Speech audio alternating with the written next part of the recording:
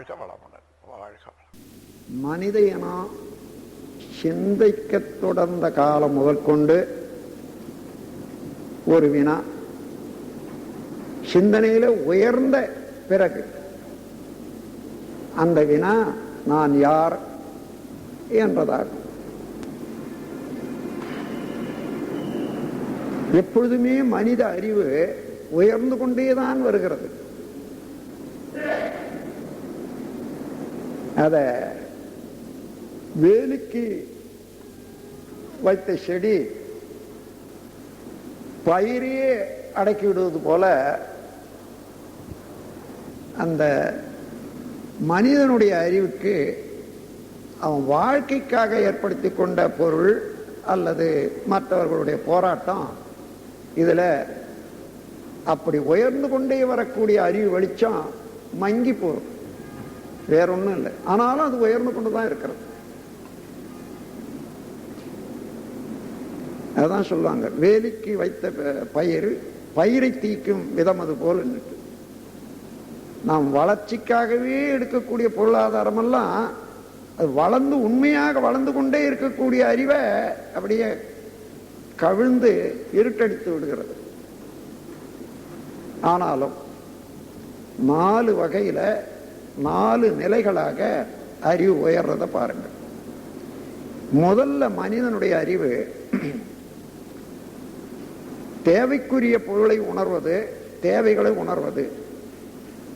அது பொருட்களை கொண்டு அந்த தேவைகளை நிறைவு செய்து கொள்வது. அப்படி நிறைவு செய்து கொள்வதில் தனி மனிதனுக்கும் சமுதாயத்துக்கும் உள்ள ஒரு உறவை ஒழுங்குபடுத்திக் கொள்வது என்ற வரையில முதல் கட்ட அறிவு மனிதனண்ட உயர்வு.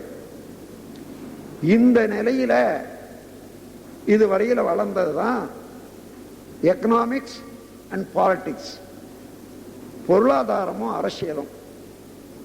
இந்த அடிப்படையிலே வந்த விஞ்ஞானம். அதன் பிறகு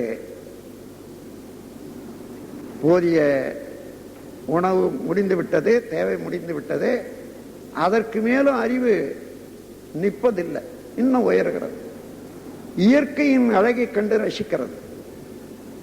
தான் ரசித்தவற்றை மற்றவர்களுக்கு எடுத்து கூறி ரசிக்க வைக்கிறது. இந்த முயற்சியில இதுவரையில மனிதன் கண்டவையெல்லாம் ஃபைன் ஆர்ட்ஸ்,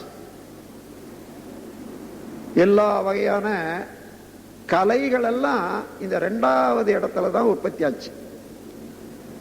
உதாரணமாக ஒரு மனிதன் போனா மயிலை பார்த்தான், காட்டுல அழகாக ஆடிக்கொண்டிருப்பதை பார்த்தான்.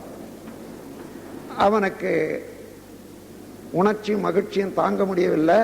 இது எல்லாருக்கும் காட்டணும்னு நினைக்கிறான். இவன் வீட்டுக்கு வர்றதுக்குள்ள அது ஓடிடுமே. வந்தான், ஒரு கரித்துண்டை எடுத்துக்கிட்டான். அதே போல இவன் கண்டது போல ஒரு பறவையை எழுதுறான், மயில் ஆடுறது போல எழுதுறான். இந்த மாதிரி ஒரு பறவையை பார்த்தா அது இப்படி ஆடிக்கொண்டிருந்ததுன்னு சொல்றான். அதையே நீ பல பறவைகள் பல காட்சிகளை காணும் போதெல்லாம் அப்படி எழுதி எழுதி எழுதி அந்த மாதிரி உருவாக்கப்பட்ட போது பெயிண்டிங், இன்னைக்கு ஓவியம் என்ற கலை இன்னைக்கு சிறந்து விளங்குகிறது. அதே போல மயிலோ குயிலோ பாடக்கூடியதை கேட்டான், அது அழகா ஓசை அழகா இருந்தது, ரசித்தான். அதை இவ்வாறு இந்த குயில் கூவியது என்று கூவி காட்டுறான். அது நேச்சுரல் ரிதமாக ஒரே ஒழுங்காக கூவி கூவி கூவி அதிலே இருந்து வந்ததுதான் மியூசிக். எல்லா வகையான இந்த மியூசிக் என்ற சாத்திரம். அதுபோல பறவைகள் நடக்குது, யானை, ஒட்டை, மிருகங்கள் ஒவ்வொன்றும் நடக்கிறதெல்லாம் பாவனை காட்டி நடந்தான் பாருங்க. இங்க இருந்து நடனம் வந்துடுது. இப்படி நீங்க பார்த்தீங்கன்னா இன்று வரையில வளர்ந்திருக்கக்கூடிய எல்லா ஃபைன் ஆர்ட்ஸும் இயற்கையில மனிதன் கண்ட காட்சி, அதில் பெற்ற மகிழ்ச்சி, அந்த மகிழ்ச்சியை மற்றவர்களுக்கு பங்கிட வேணும் என்ற முயற்சி. இங்கதான் வந்தது ஃபைன் ஆர்ட்ஸ். 2வது தள அறிவு. அதற்கு மேல அறிவு உயர்ந்து வரும்போது இந்த இயற்கை ரகசியங்களை உணர்ந்து கொள்ள வேண்டும் என்ற வேகமாக வளரும். இது எப்படி இயங்குகிறது, இதுக்கு அதுக்கு என்ன தொடர்பு, அதை இன்னும் ஊக்குவிக்கிறது எப்படி என்றெல்லாம் சிந்தனை செய்யும் போது அங்க பிறந்தவைதான் இதுவரையில் வளர்ந்த விஞ்ஞானங்கள். எல்லா ரகசியம், இயற்கை ரகசியம் உணர்வது இன்னும் உடல் கருவிகளுக்கு உபகருவிகளாக ஏற்றவாறு செய்து கொண்டு தன்னுடைய ஆற்றலை வளர்த்துக் கொள்வது என்ற விஞ்ஞானம் இந்த 3வது கட்டத்தில் தான் உணர்ந்தது, உயர்ந்தது. அதற்கு மேலாக அறிவு.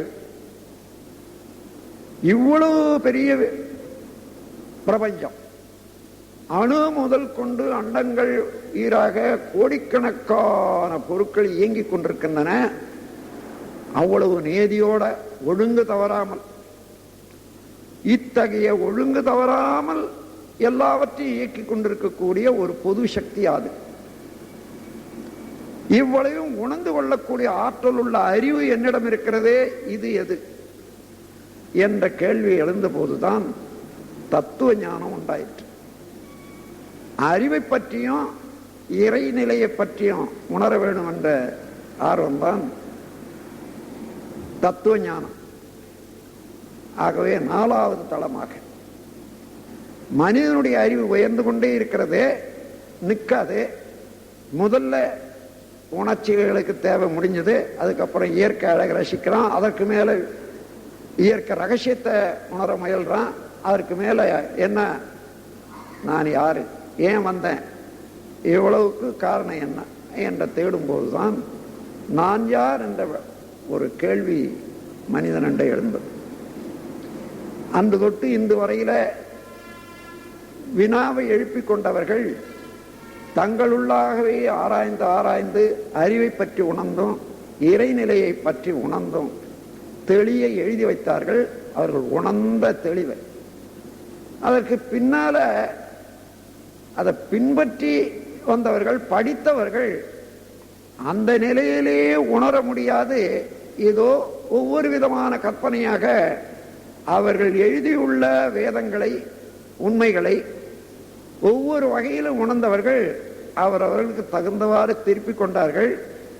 அது கர்ண பரம்பரையாக இருந்த எழுத்துக்கள் 4ஆம் வட்டத்தில் அவரவர்களுடைய தேவைக்கு தகுந்தவாறு மாற்றமும் செய்து கொண்டாங்க, சொருகவும் வச்சாங்க, எடுக்கவும் எடுத்துட்டாங்க. அதனால இப்ப எந்த வேதமும் திருத்தப்படாத இன்று அவர் எழுதின மாதிரி இருக்கிறது என்று யாருமே கூற முடியாது, நம்பவே முடியாது. இந்த உண்மை யார் ஒருவர் அந்த நிலைக்கு போய் இறைவனையும் அறிவையும் உணர்றார்களோ அவர்களுக்குத்தான் எந்த இடத்துல யார் என்ன தவறு செய்திருக்கான்னு தெரியும். ஆனா அதை எடுத்து காட்டிக்கிட்டு இருக்கிறதா இவனுடைய வேலை? எல்லாரும் உணர்வதற்கு வழிகாட்டுவதே தவிர அதை எடுத்து காட்டி ஒரு அவமானப்படுத்த வேண்டியது இல்லை. அந்த முறையில நான் யார் என்ற வினா எழுந்து விட்டால் அதற்கு முடிவு காணும் வரையில மனிதனுடைய அறிவு அமைதி பெறாது. மலையிலே தோன்றினாலும் ஆறு, அது கடலை அடையும் வரையிலே அமைதி பெறாமல் வழிநெடுக ஓடிக்கொண்டே கூட்டை குளம் இன்னும் அணைக்கட்டு எல்லாவற்றையும் நிரப்பிக் கொண்ட பிறகு கூட ஓடிக்கொண்டே இருக்கிறது. கடலிலே போய் சேரும் வரையில, கடல்ல சேர்ந்த பிறகுதான் நிலைக்கிறது. அதுபோல அறிவானது எங்கே சுழன்று உயர்ந்து கொண்டே போனாலும் கூட தன்னுடைய மூல நிலையாக உள்ள பரபிரம்மம், சிவம், ஆதி அனாதி என்று சொல்லக்கூடிய மெய்ப்பொருளோட கலப்புறும் வரையில, அது ஒன்றாகும் வரையில அது நிற்காது. அப்படி நிற்காத போது என்னென்ன கிடைக்கிறதோ அதையெல்லாம் பற்றி பற்றி எந்தெந்த வாய்ப்பு கிடைக்கிறதோ அந்த வழியெல்லாம் ஓடி ஓடி பல திசை மாற்றங்கள் ஏற்பட்டதுதான் இன்று மனித வாழ்வில் இருக்கக்கூடிய குழப்பங்கள் அனைத்தும். இது இந்த குழப்பங்கள் தீர்ந்து தெளிய வேணுமானால் நான் யார் என்ற வினாவுக்கு சிந்தனை ஆற்றல் பெற்ற மக்கள் அத்தனை பேரும் விடை காண வேண்டும். ஐயோ, அது பெரிய தத்துவத்தை எப்படி எல்லாரும் உணர முடியும் என்று எண்ணுகின்றீர்களா? யாராக இருக்கிறீர்களோ நீங்கள், உங்களையே உணர வேண்டியதுதானே. அது அறிவாதானே இருக்கிறோம் நாம். அப்ப அறிவு என்பது எது என்று உணர்வதற்கு என்ன சிரமம்?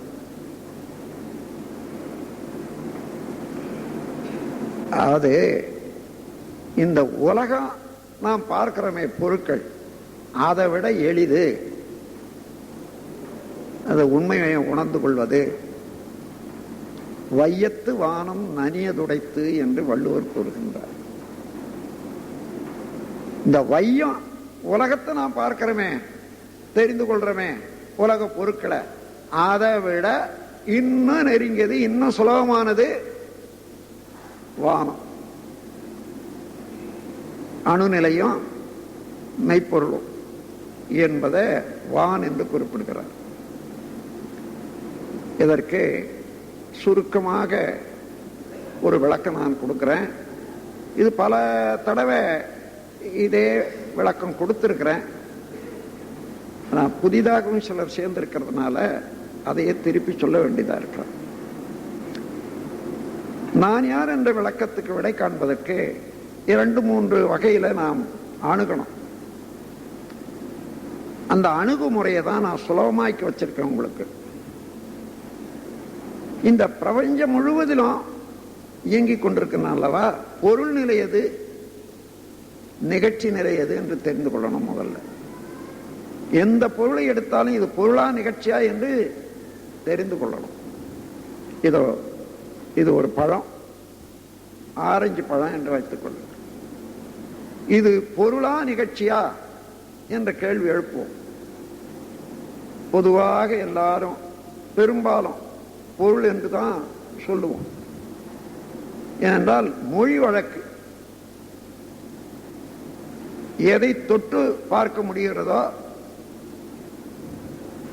எதை கண்ணால பார்க்க முடிகிறதோ அது தோற்றம், அது பொருள் என்று கொள்வது மொழி வழக்கு. ஆனால் உண்மையிலே இது பொருளா என்று ஆராய வேண்டும். புலனறிவை தாண்டி விஞ்ஞான அறிவுக்கு போகணும், விண்ணறிவு. இத எரிய நெருப்புல போடுறோம், கொஞ்ச நேரத்தில் எரிஞ்சு சாரமெல்லாம் போய் கருகி காய்ந்து சாம்பலாகி பழம் போச்சு. என்ன ஆயிற்று? பழம் எரிந்து அழிந்து மறைந்து போயிற்று சொல்றோம். உண்மையிலேயே பழம் போயிடுதா? இல்லவே இல்லை. பழம் என்பதை உணர்ந்து கொண்டா பழம் ஒண்ணு கூட பழமே போகலை. எப்படின்னா, பல கோடி அணுக்கள் ஒன்று கூடி நெருங்கி இயங்கி ஒரு காட்சி வடிவமாக ஒரு டிராமா இந்த பழம் என்ற வடிவத்தில் இயங்கிக் கொண்டிருந்தன. இப்பொழுது அந்த பழம் என்ற உருவம் மறைந்து விட்டது. பழமாகி இயங்கிக் கொண்டிருந்த அணுக்கள் அழிந்து விட்டனவா என்றால் இல்லை. அப்ப என்ன நேர்ந்தது? நெருப்புல போட்ட போது, நெருப்புல போட்ட உடனே ஒவ்வொரு அணுவும் அதனுடைய முழு விரைவில் இயங்க ஆரம்பிக்கிறது இந்த ஷூட்டினால. அப்ப விரிவடைகிறது. ஒன்றுக்கு ஒன்று இடையில போதிய அளவு சுத்த வெளி ஏற்பட்டு விடுகிறது. ஆகையினால முதல்ல காற்றுல மிதக்கிறது, அதன் பிறகு இன்னும் மறைஞ்சே போகுது. ஒரு அணு கூட அழியவே இல்லை, அழியவும் முடியாது. அதான் சாகா கால்னு சொல்லுவாங்க. வேகாத்தலை என்று பிரம்மத்துக்கும் சக்திக்கு சாகா கால் என்றும் சொல்வது சித்தர்களுடைய மரபு. சாகாத்தலை என்ற எப்பொழுதும் அழியாதது சுத்தவெளி. சுத்தவெளி அழியுமா? எப்பொழுதும் அழியாதது. அத ஒரு ஆழ்வார் பேசுற போது நன்றாய் ஞானம் கடந்து போய் நல்லிந்திரியமெல்லாம் ஈர்த்து ஒன்றாய் கிடந்த அரும்பெரும் பாழ் உழைப்பில் அதனை உணர்ந்து உணர்ந்து என்று சொல்ல, உழைப்பில் அதனை அழியாத உண்டு. அதுதான் சாகாத்தலை. வேகாத கால் என்றால் அதில் இருந்து அணுவாக அதனுடைய ஆற்றலே நுண்ணிய இயக்க மூலக்கூறாக தோன்றியதே. அதை அழிப்பதற்கு வேற எந்த சக்தியும் இல்லவே இல்லை. ஆகையினால அதை மாற்ற முடியாது, அதை வேக வைக்க முடியாது, அதை ஒரு பக்குவப்படுத்த முடியாது. அதுதான். அதை விட வேற ஒன்றுமே இல்லை. அதை விட பெருசும் இல்லை, அதை விட சிறுசும் இல்லை இந்த பிரபஞ்சத்தில். அத்தகைய ஆற்றல் பெற்றது பரமாணு. ஐயோ வாழைப்பழம் பெருசா இருக்குதே, அணு சின்னதா இருக்கிற என்று சொல்லலாம். வாழைப்பழம் என்றது பெரிய, அதாவது பல கோடி பரமாணுக்கள் கூடிய கூட்டுதானே வாழைப்பழம். நான் இந்த மரத்தை விட பெருசு இல்லைன்னா ஒரு தோப்பை காண்பிச்சு இது பெருசா இல்லையான்னு கேட்டா பல மரங்கள் சேர்ந்தது அது. அதே போல ஆகையினால இப்ப அந்த பரமாணு என்ற ஒன்றை எடுத்துக்கொண்டால் அதனுடைய கூட்டுதான் இந்த பழம் என்று தெரிந்து கொள்ளும். இப்போ பழம் என்ற காட்சி தானே தவிர இந்த காட்சி பரமாணுக்கள் சேர்ந்து ஒன்று கூடி இயங்கும் காட்சி பழம். அப்ப இந்த பழம் என்பதை ஏன் நிகழ்ச்சி என்று சொல்லக்கூடாது? பரமாணுக்கள் கூடிய ஒரு நிகழ்ச்சி, பல கோடி அணுக்கள் ஒன்று கூடி இயங்கும் காட்சியாக இயங்கும் ஒரு டிராமா தான் பழம். அப்ப பழம் என்பது பொருள் அல்ல, பல கோடி அணுக்கள் கூடியது நிகழ்ச்சி. ஆனால் அந்த பரமாணு பொருளா என்று பார்ப்போம். பொருளுக்கு இயக்கத்துக்கு ஒரு சாமியம் உண்டு. எந்த பொருள் விரைவு கொண்டு இயங்கிக் கொண்டே இருக்கிறதோ, அசைந்து கொண்டிருக்கிறதோ, எது மாறிக்கொண்டே இருக்கிறதோ தன்னுடைய நிலையில, அது நிகழ்ச்சி என்று பெயர். அந்த பொருளிலே இருந்து அசைவையும் மாற்றத்தையும் கழிச்சுட்டா மிச்சம் என்ன இருக்குமோ அதான் பொருள். அப்ப பரமாணுல தன்னைத்தானே விரைவாக சுற்றி கொண்டிருக்கிறத அதை நிறுத்திட்டோன்னு வச்சுங்க, வெளியோட வெளிதான். கடல்ல அலைய நிறுத்திட்டா என்ன ஆகும்? கடல். அது போன்ற சக்தி என்ற பரமாணுவை நிறுத்திவிட்டோம் என்று சொன்னா அது சிவம் என்ற பூரணத்தில் ஒன்றாகிவிடும்.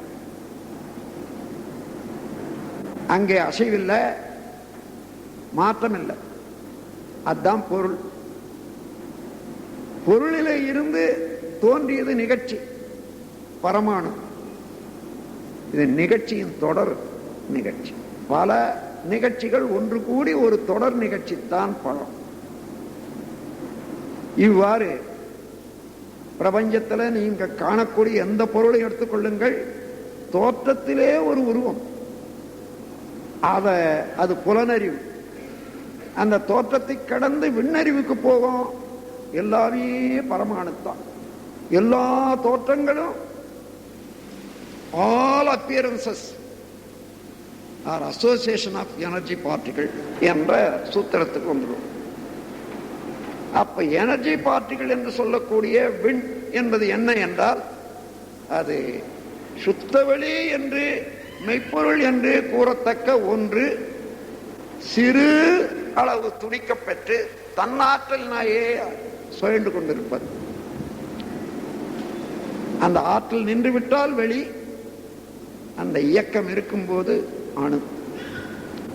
அப்போ பொருள் என்று கூறுவது இப்போ அதுதான் பொருளாயிற்று. எல்லாவற்றையும் கழித்து விட்டு பார்த்தால் சுத்தவெளி, மெய்ப்பொருள், ஆதி அனாதி, அதுதான் பொருள். இப்ப இதை பொருள் என்று இதுவரையில கூறி வந்தோமே, இப்போ உண்மையான பொருளை நாம் கண்டுவிட்டோமே, இதை எப்படி மாற்றிக்கொள்வது? இதை பொருள் என்று கூறக்கூடிய மக்கள் எல்லாரையும் போய் ஐயா ஐயா இது பொருள் இல்லை, வாங்க வாங்க வாங்க, அந்த சுத்த வழிதான் பொருள் என்று அவங்களாண்ட எல்லாம் சொல்லிவிட்டு இருக்க வேண்டியது. அதனால மொழி வழக்கிலே உள்ள பொருள் என்ற வார்த்தையை எல்லாருக்கும் அப்படியே விட்டுடுங்க. ஆனா உண்மையாக எது பொருள் என்று கண்டுபிடித்தமே அந்த பொருளுக்கு மெய்ப்பொருள் என்று பெயர் வச்சுக்குவோம் என்ற போது, உண்மையான பொருள் கண்டுபிடித்த பிறகு அதுக்கு மெய்ப்பொருள் என்று பெயர் வச்சுட்டாங்க. இதெல்லாம் சாதாரணமாக. அப்ப இது என்ன பொருள்? பொய்ப்பொருள் தான். அததான் வள்ளுவர் பொருள் அல்லவற்றை பொருள் என்று கூறும் மருள் என்று கூறுகின்றார். இது பொருள் அல்ல, நிகழ்ச்சி. இந்த பிரபஞ்சம் தோற்றங்கள் எல்லாம் பொருளே அல்ல, நிகழ்ச்சிகள். அந்த நிகழ்ச்சிகள் எல்லாம் பொருள் என்று கூறுவது மருள், மாயை, மயக்கம் என்று கூறிவிட்டு அடுத்த கவியில பிறப்பெனும் பேதமை நீங்கிட சிறப்பெனும் செம்பொருள் காண்பதறிவு. பிறப்பு அதாவது தோற்றம்,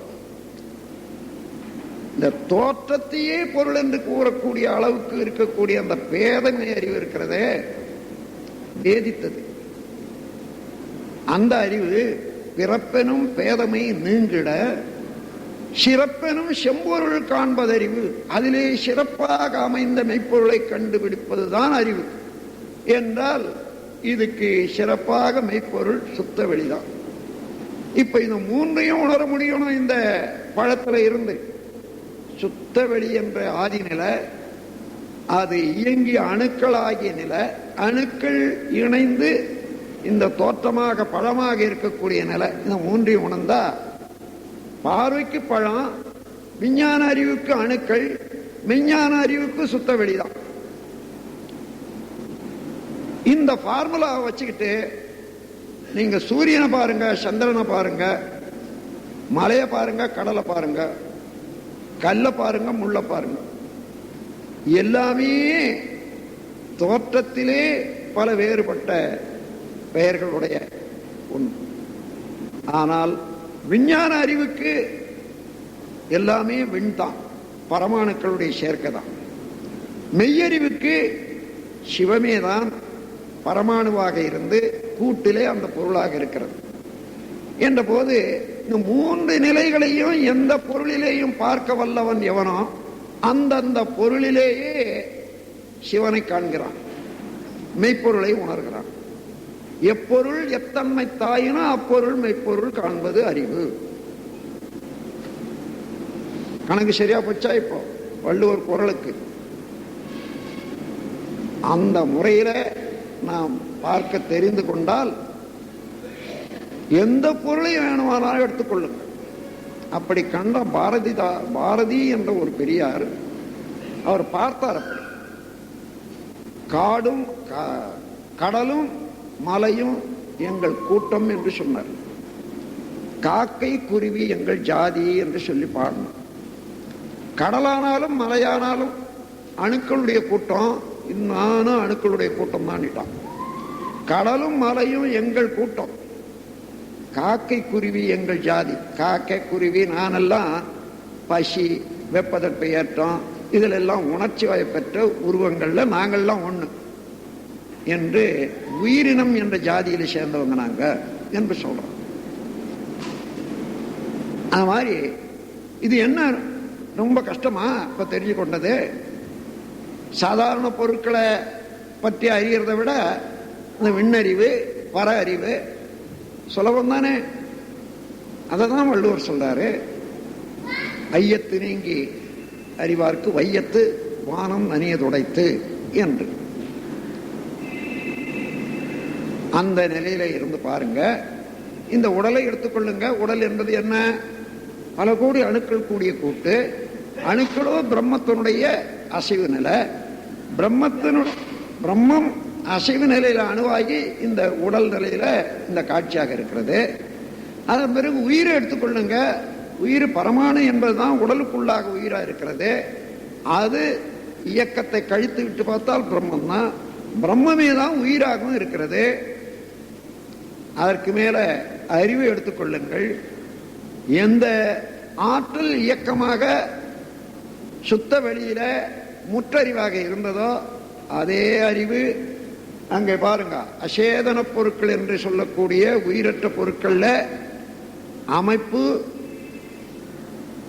தன்மை, இயக்க ஒழுங்கு என்ற 3 தன்மையோடு அறிவாக விளங்கி கொண்டிருக்கிறது எல்லா பொருளிடத்திலையும், நியதி தவறாமல். ஜீவன்களிடத்தில் உணர்தல், இன்ப துன்ப அனுபவம், ஒன்றுக்கொன்று உள்ள வித்தியாசத்தை கண்டுபிடித்தல் என்ற போது ஜீவன் என்ற இடத்துல உள்ள அறிவு, மனிதன் என்ற இடத்துல மன, உயிர் என்ற உட்பொருள், அதற்கு மூலமான பிரம்மம் என்ற 3ஐயும், அறிவின் 3 நிலையும் அறிந்து கொள்ளக்கூடிய ஆற்றல் மனிதன் என்ற. அப்ப அறிவில்லாத பொருள் எது? இயக்கமில்லாத எந்த பொருளும் இல்லை. ஆகவே இயக்கம் எங்க இருக்கிறதோ அதெல்லாம் அறிவுதான். ஆகவே நீங்கள் பார்க்கும் பொருளெல்லாம் அந்த இயக்கத்துல வால்யூம் இருக்கிறதே, பருமன். அந்த பருமனே பல கோடி அணுக்களால் ஏற்பட்டது. அந்த அணுக்கள் இயங்கி பெற்ற தன்மை தான் அந்தந்த பொருளுக்கு ஒரு தன்மை. அதன் பிறகு அந்த அணுக்களிலே உள்ள அறிவு, அதாவது அலை இயக்கம், அதனுடைய உணர்தல் தன்மை, செயத்தன்மை, ரெகுலாரிட்டி. எந்த பொருளுக்கும் ஒண்ணுமே இல்லைன்னுட்டு நாம் நினைக்கிறோம். ஒரு சின்ன கல் இருக்குது, அந்த கல் ஒன்றும் இல்லை, சேதன பொருள். ஆனா அந்த கல்லை எடுத்து விழுங்கிட்டு பாருங்க, அது எங்கெங்க பொத்தல் பண்ணணுமோ பண்ணும். அதனுடைய ஆக்ஷன் என்ன உண்டோ அதனுடைய இது, அது வேலை செய்யும். ஒரு துளி மணித்துத்தம் சும்மா வச்சிருந்தா சும்மா இருக்கும். ஆனா வாயில போட்டா என்ன ஆகும்? அதுல உள்ள கான்சியஸ்னஸ், அதுல உள்ள அறிவு, அதனுடைய தன்மை உடனே வேலை செய்ய ஆரம்பிக்கும். எந்த பொருளோடு சேர்ந்ததோ அந்த பொருள் தன்மைக்கு ஏற்ப தன்னுடைய தன்மையை அதை கூட்டி அதற்கும் இதற்கும் ஒரு உறவை ஏற்படுத்தும் போது ஒரு பெரிய மாறுதல் வருது. இதுதான் அறிவு. இவ்வாறு எந்த பொருளிலேயும் என்னை காண வல்லவன் எவனோ அவனை நான் எப்பொழுது நீங்குவதில்லை, அவன் என்னை விட்டு நீங்குவதில்லை என்று பகவத்கீதையில ஒரு அறிவாளி கூறியிருக்கிறார்.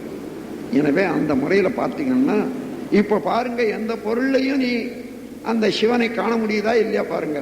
எந்த பொருளை எடுத்துக்கொண்டாலும் பாருங்க, பேனாவை எடுத்துக்கொள்ளுங்க, அந்த உருவத்தில் பேனா, விண்ணறிவுக்கு அணுக்கள், அந்த அணுக்களோ எல்லாம் வல்ல இறைவன் சக்தியாக இயக்கமாக எழுந்த நுண்ணியக்க மூலக்கூறு. முடிஞ்சு போச்சு. சாதாரணமான புலனறிவோட மாத்திரம் இருக்காங்கன்னு வச்சுங்க, அவங்களுக்கு கூட இன்னும் இந்த விளக்கத்தை கொண்டு போகலாம். நீ யாரப்பா? நான் மனிதன். எங்க இருந்து வந்த? யோசித்து பார்க்கிறேன். ஒன்றும் இல்லை, அப்பா அம்மா தான் என்ன பெற்றாங்க. சரி, அவங்கள இருந்து நீ வந்த. அவங்க எங்கிருந்து வந்தாங்க? அவங்க அப்பா அம்மா. அவன் எங்கிருந்து வந்தான்? அது ஒரு ஜீவன்ல இருந்து தான் வந்திருக்கும். அப்படியே போனா கால்நடைகளை தாண்டி, ஊர்வனை தாண்டி, புழு, இன்னும் ஓரறிவாக உள்ள தாவரம், தாவரத்தில் உள்ள செல்கள், அதுல உண்ட அணு, பரமாணு. பரமாணு எங்கிருந்து வந்தது என்னால் எல்லாம் வல்ல இறைநிலை என்ற சுத்தவழி. அந்த சுத்தவழி என்ற பரத்திலே இருந்து அணுவாக தோன்றி அவை இணைந்து பிரபஞ்சமாகி அதிலே இருந்து ஓரறிவாகி ஐயறிவு வரைக்கும் வந்து ஆறறிவு மனிதனாகி வந்து பல கோடி பிறவிகளை தாண்டி இங்க வந்திருக்கிறோம் சொன்னா, சிவன் என்ற நிலையில இருந்து இவன் என்ற நிலை வரைக்கும் எங்கேயாயிலும் விடுபட்டு இருக்குதா இயக்கம்? அப்போ வேறியா? அவனேதான் அடைந்த மாறுதல். இதுபோல எந்த பொருளை எடுத்து பார்த்தாலும் இந்த பரிணாமத்திலே ஒரு கதையை விளக்குவதுதான் ஒரு பொருள். எந்த பொருளும் அதான் தத்துவமசி, அது நீயாக இருக்கிறாய். எதை எடுத்து பார்த்தாலும் சரி, அதுதான் நீயாகவும் இருக்கிறாய் என்ற பொருள். ஆகவே அந்த முறையில பார்த்தாலும் சிவன் தான் நானாக இருக்கிறேன் என்ற உணர்வு உண்டாகும். நான் சிவமாக இருக்கிறேன் என்பது உணர்ந்த பிறகு அந்த வார்த்தை வராது. சிவன்தான் நானுமாக இருக்கிறான் என்ற வார்த்தை. இதை ஒரு ஹியூமராக ஒரு புலவர் பாடியிருக்கிறார். அதாவது பஜனை செய்து கொண்டிருக்கிறார்கள் வைணவர்கள். அந்த இடத்துல ஒரு சைவன் ஓடி வருகிறான். மழை, அவனால் தாங்க முடியல, குளிர், ஒண்ட வேணும். இப்போ வைணவர்களும் சைவர்களும் ஓரளவில் ஒத்து வர்றோம். ஒரு காலம் இருந்தது, ஒருத்தருக்கு ஒருத்தர் அடிச்சுவாங்க. அந்த காலத்துல வைணவத்துக்கும் சைவத்துக்கும் போராட்டம் நடந்த காலம். இந்த சிவா என்று யாராயிரம் சொன்னா அந்த சத்தம் காதுல கேட்டுட்டா பாவம்னு சொல்லி அம்மாதிரி சத்தம் வரும்போதெல்லாம் அது காதுல கேட்காத இருக்கணும்னு காதுல 2 குண்டலை மாட்டி அதுல சலங்க வச்சுட்டு எண்ணுக்குவான். அந்த மாதிரி இருந்த ஒரு வெறுப்புடைய காலம். அந்த புலவன் ஓடி வர்றான். உள்ள நுழைஞ்சா உதைப்பாங்க. திருநூறு போட்டுக்கிறான், அதை பண்ணியிருக்கான், இவன்லாம் உதைப்பாங்க. உடனே அந்த மழையிலேயே எல்லாத்தையும் அழிச்சுட்டான். அழிச்சிட்டு உள்ள நுழையிறான்.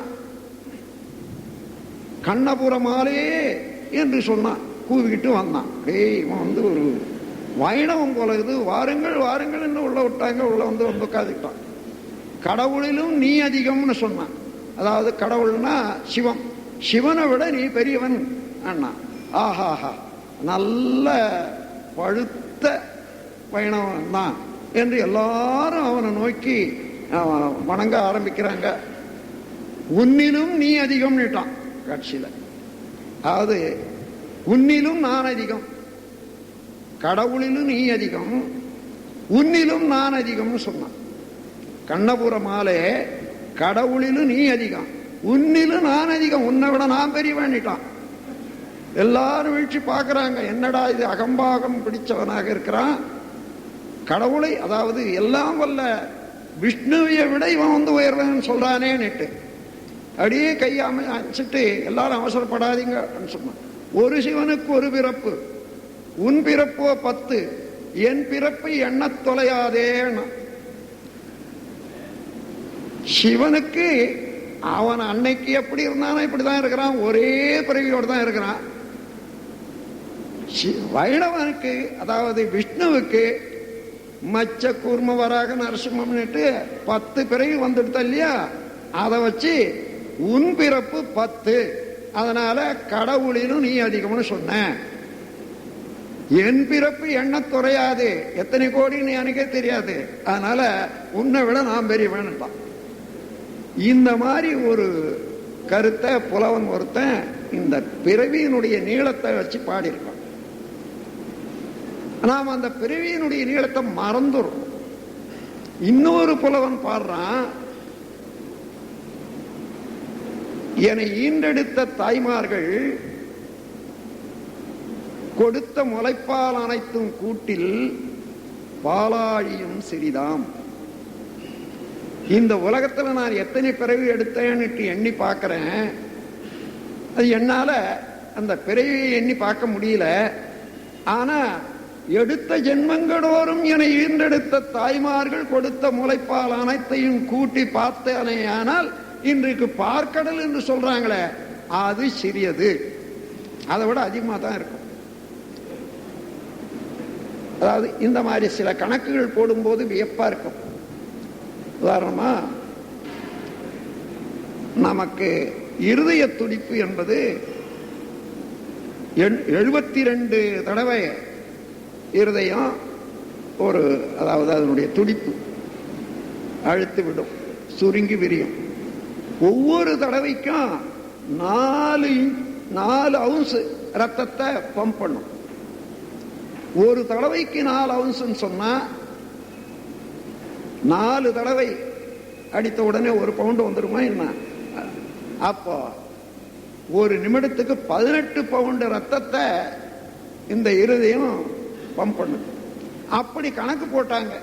ஒரு நாள் முழுக்க எவ்வளவு பம்ப் பண்ணுது இந்த இருதயம்னு பார்க்கிற போது 11 டன் ரத்தத்தை இந்த ஏழை இருதயம் பம்ப் பண்ணி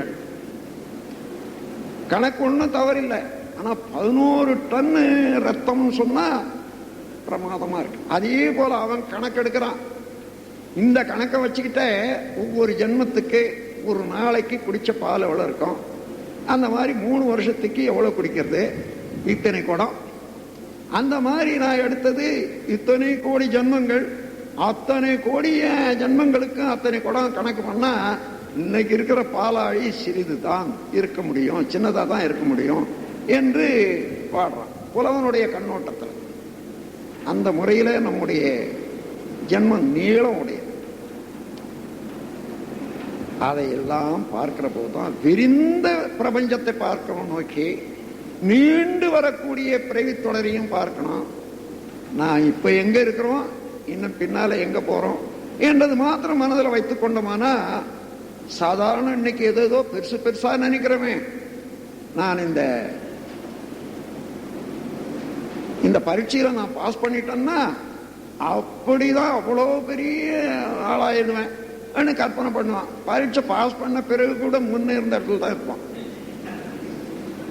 இன்னும் ஒரு பரீட்சை பாஸ் பண்ணா அல்லது இதுக்கு ஒரு வேலை கிடைக்கணும்னு இருப்பான். சரி, வேலை கிடைச்சி போச்சுன்னு வச்சுங்க, இங்க வேலை நாம உழைச்சி தானே சம்பளம் வாங்க வேண்டியதா இருக்குதுன்னு உழைக்காதையே சம்பளம் வாங்குறதுக்கு என்ன வித்தேன்னு தான் பார்ப்பான். அப்படியே நிறைய கிடைச்சதுன்னு வச்சுங்க, அதை விட இன்னும் எவ்வளவு கிடைக்கணும் தான் போவோம். அதனால மனிதனுடைய மனம் அவ்வளவுதான். என்றைக்காயிலும் எனக்கு கிடைச்சது போதும், இனி என்ன வேணும், என் உடல் இவ்வளவுதான், என் குடலும் அவ்வளவுதான், என் வாழ்நாள் இவ்வளவுதான், அது வரைக்கும் வேண்டியது இருக்குது இந்த பிரபஞ்சத்துல. 1000 கோடி ஆனந்தம் அடங்கி இருக்கின்றன, இவ்வளவும் நான் அனுபவிச்சா போதும், இன்னும் என்ன வேணும், ஆகையினால எனக்கு இது இருக்கிறதே போதும்னு என்னைக்கு மனிதன் என்றானோ அன்னைக்குதான் திருப்தி அடைவான். அது கிடைத்தால் நான் சந்தோஷம் அடைவேன் என்று கண்டிஷனல் சாட்டிஸ்பாக்சன் ஒருவன் வச்சானேயானால் அவன் சாவர வரைக்கும் திருப்தி என்பதை அடையவே முடியாது. அதனால கண்டிஷனல் சாட்டிஸ்பாக்சன் என்பது இருக்க முடியாது, அது வரவே வராது. இன்னைக்கே இருந்தால்தான், இன்னைக்கு கணக்கெடுத்து பார்ப்போம் நமக்கு என்ன குறைவு, இவ்வளவு ஆனந்தமாகத்தான் இருக்கிறோம். உழைக்கிறது என்று சொன்னா உடல்ல இருக்கக்கூடிய ஆற்றல் தானே, அதை பயன்படுத்த வேண்டியது தானே செய்வோம் என்ற அளவில் உள்ளதை உள்ளவாறு ஒப்புக்கொண்டு இயங்கி நாம் வாழ்க்கையில நிறைவு பெற வேணுமானால் இன்று உள்ளபடி நிறைவு பெறணும் மனதில் என்று கூறி, இந்த நான் யார் என்ற விளக்கம் கண்டுவிட்ட பிறகு அதே பிரம்மா அதே சிவம் அறிவு என்ற துறையில ஒவ்வொரு அசேதன பொருட்கள் அல்ல சடப்பொருட்கள் என்று கூறக்கூடிய எல்லாவற்றிலும் முறையாக இயங்கிக் கொண்டிருக்கிறது. ஒவ்வொரு உயிரிலையும் உணர்ச்சியாக இயங்கிக் கொண்டிருக்கிறது. மனிதனிடத்திலும் அதாவது சாதாரண பற்றறிவில இருந்து கற்றறிவுக்கு உயர்ந்து முற்றறிவுக்கு உயர்ந்து கொண்டே இருக்கின்றது. அந்த பாதையில ஒவ்வொரு மனிதனும் ஒவ்வொரு இடத்துல இருக்கான். ஆகவே நான் உயர்ந்த இடத்துல என்னை அறிந்த இடத்துல இருந்து கொண்டு நான் யாருக்கு என்ன செய்ய முடியும், என்ன செய்யக்கூடும், என்ன உதவி செய்யக்கூடும், என்ன வேண்டும், எந்த பொருளை எவ்வாறு இயங்கி நான் பயன்பெற வேண்டும் என்று அறிந்து கொள்வதற்கு அப்பொழுதுதான் மனிதனுக்கு முடியும்.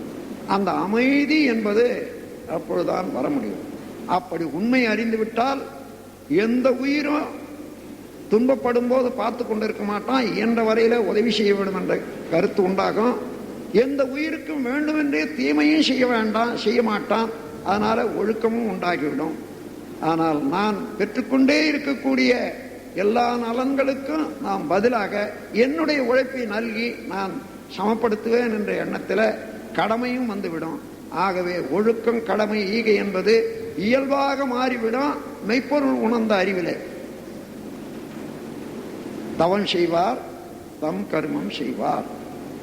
தவன் செய்கிறவன் தான் அந்த உண்மை உணர்றான், அவன் தான் தன் கர்மத்தை செய்வான் சரியாக. அவன் செய்வார் அது அல்லலுக்குட்பட்டு. ஆகையினால அறியாமையினால தவறுதான் செய்வாங்க என்று கூறுகின்றார்கள். ஆகவே அறிவு என்றாலே அறிவை அறிந்த அறிவுதான் சிறந்த பொருள் அறிவு என்பதற்கு. சாதாரண அறிவு என்பதற்கு பொதுவாக அறிந்து கொள்ளும் திறமை என்று சொல்லலாம். ஆனால் அறிவு என்று சொல்வதற்கே அறிவறிந்த தெளிவு, அதுதான் ஞானம் என்று சொல்வது.